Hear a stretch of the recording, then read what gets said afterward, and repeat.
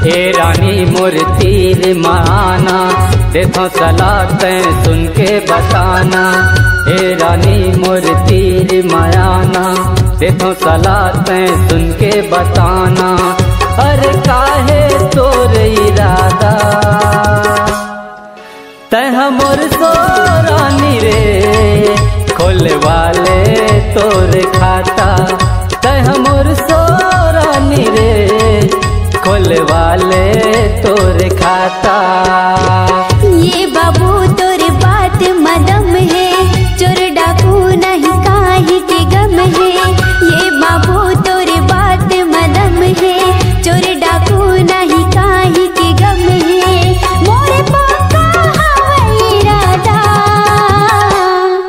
मैं तोर सो बाबू रे, खुलवाऊं मोरे खाता।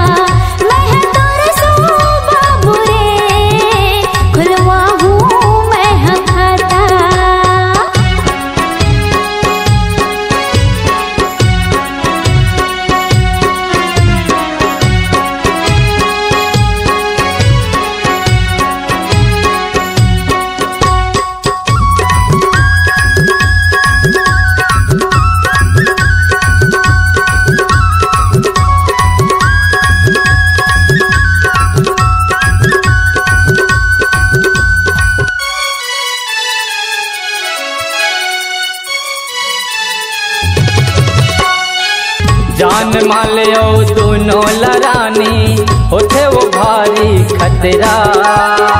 सुनसान मौका के रही तलाश, कर दी भारी लफड़ा। जान मालियो दोनों लरानी, होठे वो भारी खतरा। सुनसान मौका के रही तलाश, कर दी भारी लफड़ा। यही लफड़ा ला बचाए के खाती, तेथों सलाह में ज्यादा। मैं तोर सो बाबू रे, खुलवाऊं मोरे खाता। मैं तोर सो बाबू रे, खुलवाऊं मैं खाता।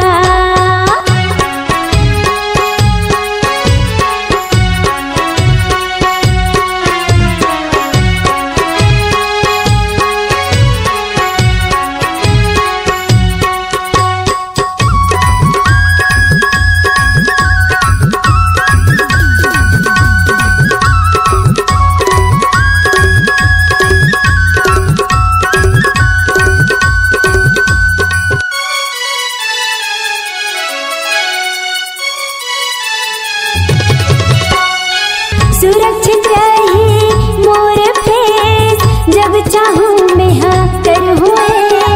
ना कहे के झंझट रही, ना रहेला पर ही सचे। सुरक्षित रही मोर फेस, जब चाहूं मैं हाँ करूँ। ना कहे के झंझट रही, ना रहेला पर ही सचे। जिंदगी के मजा खुल के ले हो, नहीं आवे कोनो बाधा।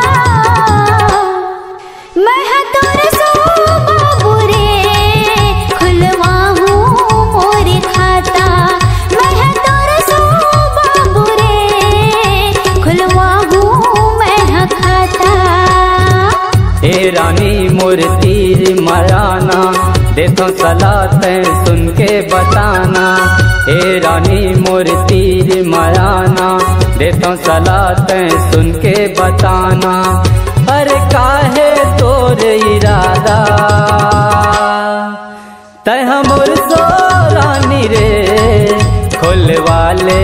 तोर खाता कह मोर सोरानी रे खोलवाले तोर खाता। ये राजा तोर बात मदम है, चोर डाकू नहीं काहे के गम है।